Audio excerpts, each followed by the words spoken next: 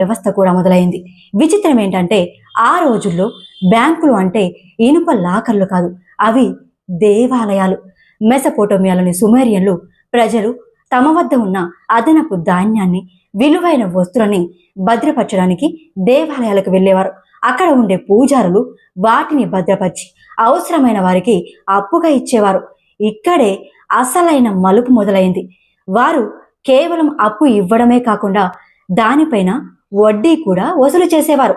ధాన్యం పైన వడ్డీ రేటు సుమారు 33% ఉంటే వెండి వంటి లోహాలపైన 20% వరకు ఉండేది. అప్పుడు పూజారులు రాయి లేదంటే మట్టి పలకపై ఎవరు ఎంత అప్పు తీసుకున్నారు, ఎంత వడ్డీ చెల్లించారు అనే వివరాలని రాసి ఉంచేవాళ్ళు. ఇదే ప్రపంచంలోని మొట్టమొదటి అకౌంటింగ్ అంటే రాత వ్యవస్థకి దారితీసింది. అంటే అకౌంట్స్ రాయడానికి మనిషి అక్షరాలని కనిపెట్టాడన్నమాట. ఈ వ్యవస్థల వల్ల దేవాలయాలు అత్యంత శక్తివంతమైన కేంద్రాలుగా మారాయి. రాజు కంటే కూడా పూజారికే ఎక్కువ అధికారం ఉండేది. ఎందుకంటే సమాజంలోని సంపదంతా వారి నియంత్రణలోనే ఉండేది. వారు కేవలం ఆధ్యాత్మిక గురువులు మాత్రమే కాదు, ఆర్థిక వ్యవస్థను శాసించే బ్యాంకర్లు కూడా.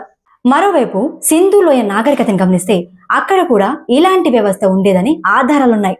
హరప్ప, మెహంజోదార్లోని భారీ ధాన్యపు గిడ్డంగులు కేవలం ఆహారం దాచుకోవడానికి మాత్రమే కాదు, అవి ఒక రకమైన బ్యాంకులుగా కూడా పనిచేశాయని చరిత్రకారులు భావిస్తున్నారు.